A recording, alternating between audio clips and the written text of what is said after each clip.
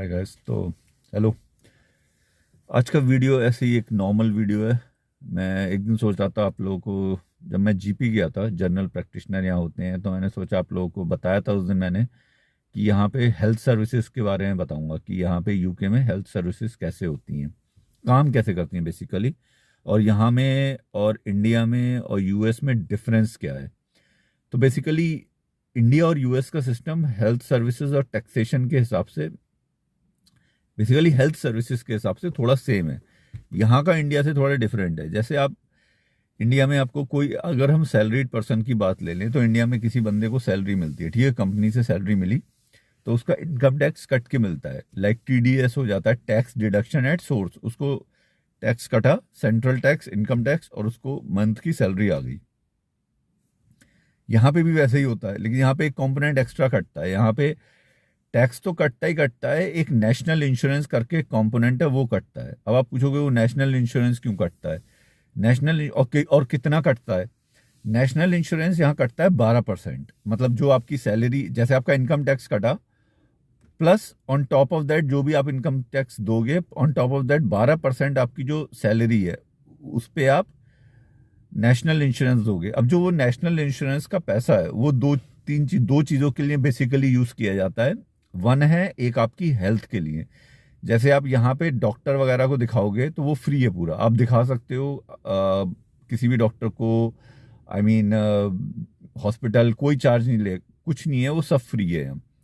तो उसका पैसा कहाँ से आता है, नेशनल इंश्योरेंस से आता है, टैक्स से नहीं आता। टैक्स का अलग कंपोनेंट है, वो जाते दोनों सेंट्रल गवर्नमेंट को ही है, लेकिन जो नेशनल इंश्योरेंस का कंपोनेंट है वो गवर्नमेंट हेल्थ पे खर्च करती है, मतलब सिटीजन लोगों की हेल्थ पे, मतलब उनको पे नहीं करना पड़ता। जो डॉक्टर्स यहाँ पे जो होते हैं वो इंडिया की तरह नहीं है कि प्राइवेटली चलते हैं, बहुत रेयरली हैं, कुछ एक्सेप्शन है जो चलते हैं, वरना मोस्टली डॉक्टर यहाँ गवर्नमेंट सरकारी एम्प्लॉय होते हैं।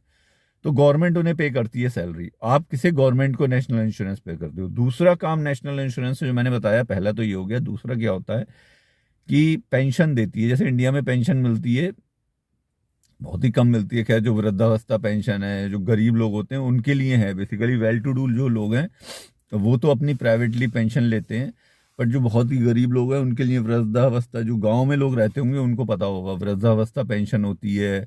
और एक दो और हैं, मुझे याद था, वृद्धावस्था होती है, विधवा पेंशन होती है, और जैसे कोई अपंग है या किसी को कोई डिसेबिलिटी है तो डिसेबिलिटी की पेंशन होती है।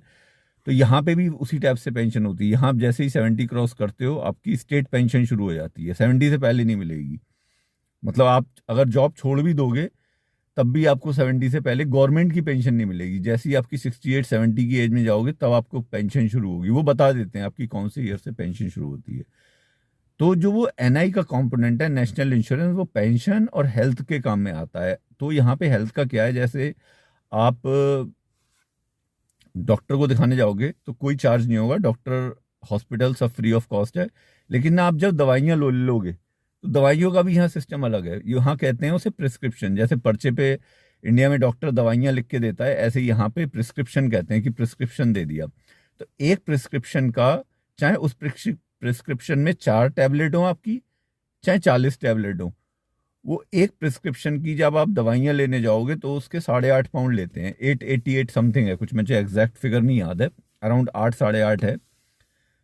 तो लगभग 800-900 रुपये, फॉर एग्जाम्पल मान लो अब 900 रुपये, चाहे उसमें आपकी 2 गोलियां हो, चाहे एक लोशन हो, चाहे वो लोशन 2 पाउंड का, अगर वो, हाँ एक चीज़ और है, अगर वो लोशन सस्ता है मार्केट में और आप खरीद सकते हो, मतलब कुछ दवाइयाँ होती हैं आपको सीधे मार्केट में नहीं मिलेंगी, मतलब जो मेडिकल वाला है वो आपको देगा नहीं, कहेगा नहीं पहले इसका प्रिस्क्रिप्शन लाओ। तो अगर वो विदाउट प्रिस्क्रिप्शन अवेलेबल है तो कहेगा अरे तुम मार्केट में 2 पाउंड की मिल रही है तो आप वैसे ले लो, आप ऐसे मत लो, क्योंकि ऐसे आपको 9 पाउंड खर्च करने पड़ेंगे, 8.5-9 पाउंड।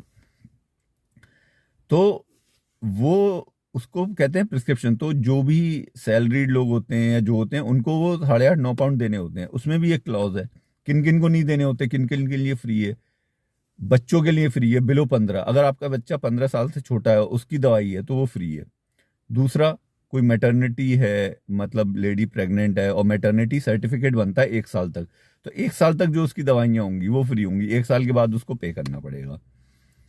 तीसरा, मान लो किसी को कंडीशन है जैसे डायबिटीज हो गई, या मान लो कुछ सीरियस कंडीशन है, तो उस केस में अगर उसकी सैलरी बहुत कम है, लो इनकम ग्रुप में है, तो उसका गवर्नमेंट सर्टिफिकेट दे देती है, तो उसके लिए वो फ्री है। अब आप कहोगे सभी ले सकते हैं, सब ले नहीं सकते ऐसे ना।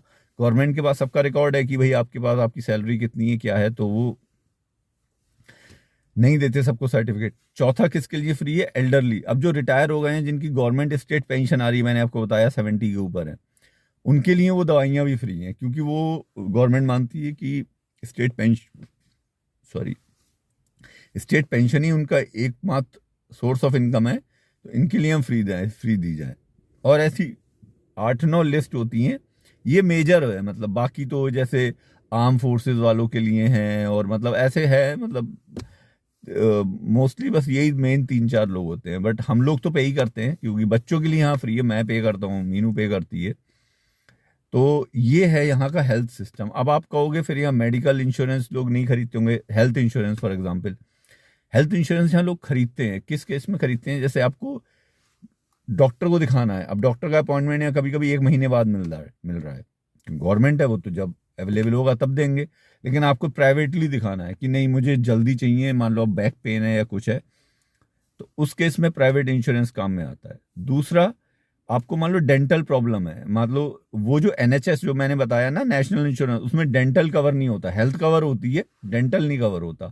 तो आपको डेंटिस्ट को दिखाना है या कुछ दिखाना है, उस केस में हेल्थ इंश्योरेंस काम में आएगा।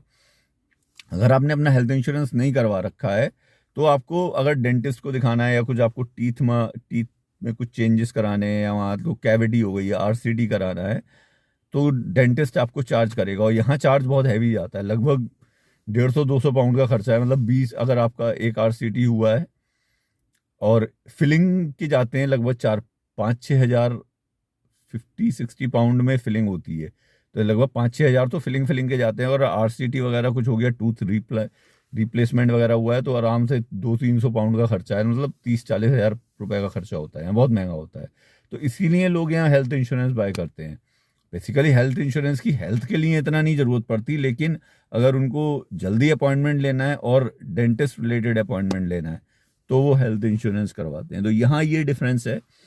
यूएस में वैसा ही है जैसे इंडिया में, वहाँ प्राइवेटली डॉक्टर बैठते हैं, वहाँ आपको हेल्थ इंश्योरेंस लेना ही पड़ेगा, क्योंकि वो फुल हेल्थ के लिए कवर करता है।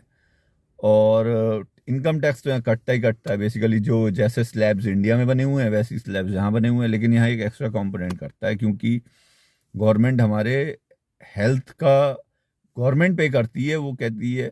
इसके अब आप कहोगे इसके फायदे हैं घाटे हैं, इसके फायदे भी हैं और घाटे भी हैं। फायदे कैसे हैं कि यहाँ पे वैसे नहीं होता जैसे डॉक्टर, आप डॉक्टर के पास गए तो कोई डॉक्टर 500 का पर्चा बना रहा है, कोई 100 का बना रहा है, कोई 1000 का बना रहा है, कोई स्पेशलिस्ट आप जाओगे इंडिया में 2000 का बन रहा है, सबके अलग अलग रेट है। यहाँ ऐसा नहीं है, यहाँ कोई भी डॉक्टर आपको आप सीधे दिखाओ तो आप देखोगे यहाँ एक इक्वल उस पर रख दिया है। मतलब अब जैसे इंडिया में आप देखो कुछ डॉक्टर बहुत वेल टू डू हैं, मतलब, और कुछ डॉक्टर जो अभी नई प्रैक्टिस स्टार्ट की है वो इतने नहीं है। कुछ अपोलो काइंड ऑफ अस्पताल चल रहे हैं जो मतलब करोड़ों में जिनका बिजनेस है, वहाँ एक बिजनेस पर्सपेक्टिव से भी देखते हैं। यहाँ वैसा नहीं है, यहाँ गवर्नमेंट जो डॉक्टर हैं उनको गवर्नमेंट सैलरी पे करती है, आप गवर्नमेंट को पे करते हो, तो ये फायदा है। मतलब एक बैलेंस बना के रखते हैं, तो उसका मिसयूज भी नहीं होता। लेकिन उसका घाटा क्या है कि वो फिर थोड़ा सरकारी काइंड ऑफ एटीट्यूड आ जाता है डॉक्टर्स, और में भी इतना नहीं आता, बट प्रोफेशनलिज्म थोड़ा रहता है, लेकिन थोड़ा तो आ ही जाता है कि हाँ ठीक है। इंडिया में क्या है, आपको अभी शाम को बीमार हुआ, आपको दिखाना है, आप सीधे जाके दिखा दो किसी भी डॉक्टर को, आप कॉल करो जो अवेलेबल है, इमरजेंसी सर्विस। यहाँ भी इमरजेंसी होती है, बट वो इमरजेंसी रियल इमरजेंसी के लिए होगी। ऐसा नहीं होगा कि आपको मान लो अगर प्रॉब्लम, आपको छोटी मोटी प्रॉब्लम है तो वो देख लेगा, वो बुखार उखार है तो वो कह देगा नहीं घर में पैरासीटामोल लो और लेट जाओ। ऐसा नहीं है कि आपको वहाँ एडमिट करेगा। तो इंडिया में कुछ डॉक्टर एडमिट भी कर लेते हैं, यहाँ इतनी जल्दी एडमिट नहीं करते, जब तक देखते हैं आपको आपको प्रॉब्लम नहीं है तब तक यहाँ एडमिट नहीं करते। तो यही मैंने सोचा कि मैं आप लोगों को यहाँ की मेडिकल सर्विस के बारे में बताऊं। कभी किसी दिन जाऊंगा हॉस्पिटल, जैसे मैं क्लिनिक गया था उस दिन, तो मैंने आपको वीडियो शेयर किया था, आप देखना मेरे चैनल इसी पे प्ले आई मीन वीडियोस में पड़ा हुआ है। किसी दिन अगर हॉस्पिटल वगैरह गया, ना जाना पड़े किसी को भी हॉस्पिटल जाना पसंद नहीं है, लेकिन अगर मैं किसी दिन हॉस्पिटल वगैरह गया तो मैं दिखाऊंगा यहाँ के हॉस्पिटल वगैरह कैसे हैं। फॉर एग्जाम्पल अब मैं जैसे पहले बता रहा था, जवाब मंच ऐप ले लो, अगर आपको मान लो ब्लड टेस्ट देना है तो इंडिया में गए आप ब्लड टेस्ट दिया, यहाँ पे ब्लड टेस्ट का भी अपॉइंटमेंट देंगे और कब होगा, 20 दिन बाद आपका ब्लड टेस्ट होगा। तो उस टाइप से थोड़ा स्लो प्रोसीजर होता है। तो यही सब थोड़े डिफरेंस है यहाँ में और इंडिया में। चलो फिर, और कोई टॉपिक कभी मेरे दिमाग में आता है तो मैं आप लोगों के साथ शेयर करता हूँ। ऐसे ही मेरे दिमाग में आया तो मैंने सोचा शेयर करूँ। बाय।